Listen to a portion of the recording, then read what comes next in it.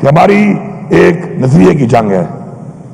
اس نظریے کی جنگ میں کوئی یہ سمجھتا ہے کہ وہ زور سے، زبردستی سے، جبر سے ہمیں پیچھے ہٹا لے گا تو کچھ لوگ تو کمزور ہوں گے. اور مجھے آج بربلا میں کہہ رہا ہوں کہ اللہ کا شکر ادا کرنا چاہیے کہ مشکل وقت آیا ہمارے اوپر، ہماری پارٹی کے اوپر. ہمیں پتہ چل گیا کہ کون کیا تھا، ہمیں پتہ چل گیا کہ کون زمین فروش تھا، کون غدار تھا، کون بزدل تھا، اور کون وہ لوگ تھے کہ جو نظریے کے لیے کھڑے ہیں اور انشاءاللہ کھڑے رہیں گے. جن لوگوں نے ووٹ دیا یا جن لوگوں نے ووٹ تو نہیں دیا لیکن عمران خان کی پیٹھ پہ چھرا گھونپنے کے لیے اس صف میں کھڑے ہوئے، انشاءاللہ آج رات تک ان سب کے نام آ جائیں گے اور ہم کسی ایسے بندے کو نہیں چھوڑیں گے. اس پارٹی میں کسی ایسے بندے کی گنجائش نہیں ہے کہ جو نظریے سے ہٹ کر کوئی بہانہ بنائے، زمین فروشی پیسوں پہ کرے یا بزدلی سے کرے. بات ایک ہی ہے، ہمارے لیے برابر ہے یہ چیز. چاہے بزدلی سے وہ غداری کرے، چاہے وہ بک کے غداری کرے. غدار غدار ہے، تاریخ میں غدار کو غدار ہی کہا جاتا ہے. یہ جسٹیفیکیشن نہیں ہے کہ میری کوئی مجبوری تھی.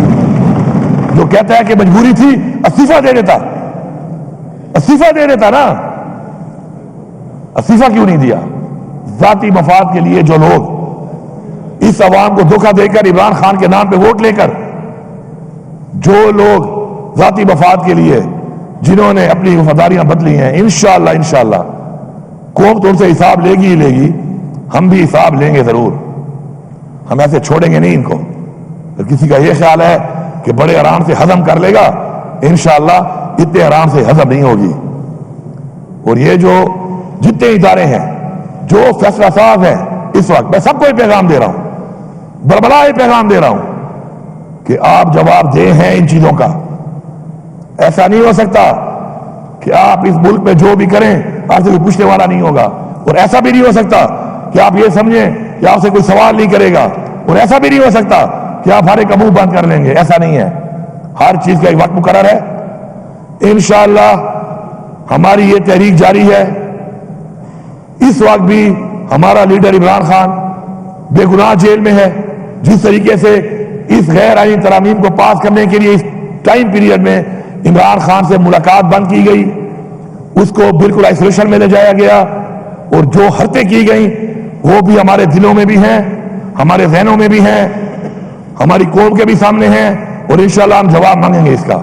اسی طرح بہت بڑی بڑی ہم نے تقریریں سنی یہاں پہ کہ جی مائیں اور بہنیں سانجھی ہوتی ہیں. بڑے بڑے دعوے دار ہم نے دیکھے جمہوریت کے چیمپئن.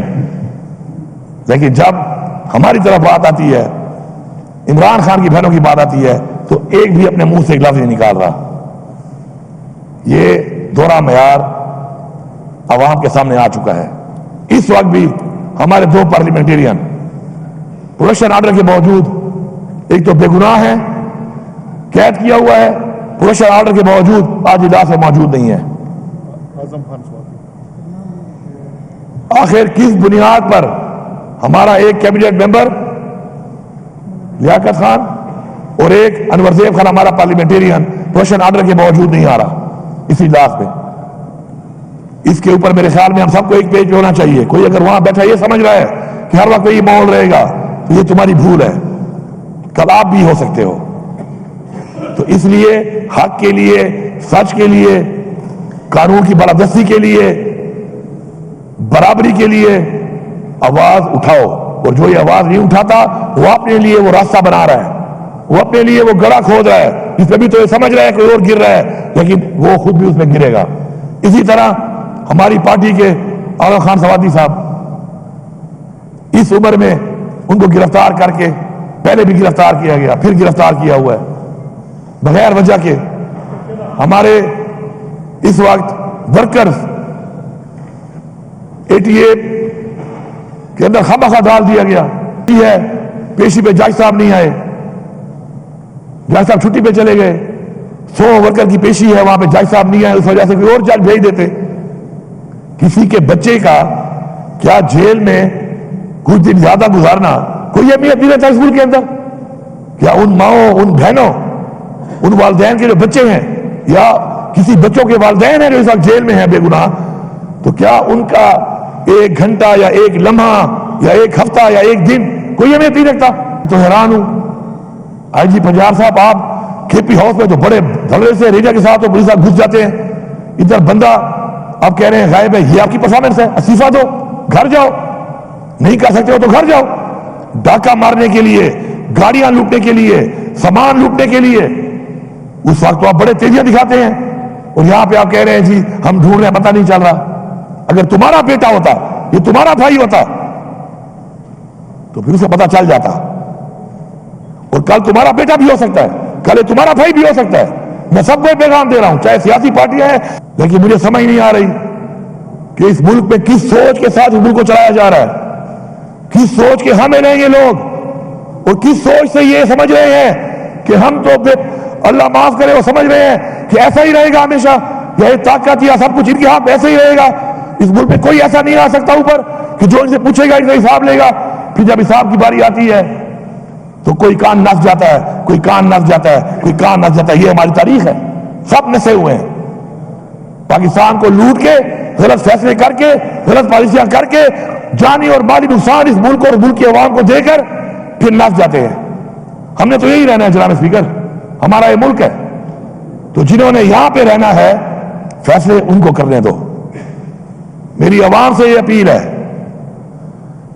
کہ یہ وقت آ گیا ہے، یہ وقت آ گیا ہے آج کہ آپ نے یہ فیصلہ کرنا ہے کہ جو چیزیں آپ نے دیکھی ہیں آپ کے بچے اگر نہ دیکھیں، آپ چاہتے ہیں کہ وہ نہ دیکھیں، تو آپ کو اٹھنا پڑے گا، آپ کو نکلنا پڑے گا۔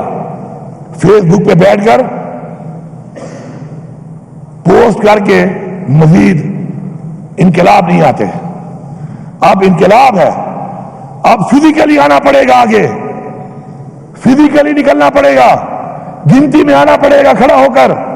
کوئی بزدل ہے پیچھے کھڑا ہو جائے، بہت سے بہادر ہیں سینے پیش کرنے کے لیے، کھڑا تو ہونا، کیونکہ اگر یہ جنگ ہم نے اب جیتنی ہے اس قوم کے لیے، یہ قوم کی جنگ ہے، کسی کی ذات کی جنگ نہیں ہے، تو ہمیں فزیکلی اس کا حصہ بننا پڑے گا، فزیکلی آگے بڑھنا پڑے گا، فزیکلی مقابلہ کرنا پڑے گا، اور فزیکلی اس قوم کو اب نکلنا پڑے گا۔ اور انشاءاللہ بہت جلد کوئی یہ سمجھتا ہے کہ ہم پیچھے ہٹ جائیں گے، یہ ان کی بھول ہے۔ ہم تیاری کر رہے ہیں، اب ایک اور تیاری کر رہے ہیں، ہم تیاری کر کے اب پھر آئیں گے، اس دفعہ مزید ایک اور سوچ کے ساتھ آئیں گے، مزید لوگوں کی سوچ ڈیولپ کر کے آئیں گے، مزید مضبوط ہو کے آئیں گے، تیار ہو کے آئیں گے۔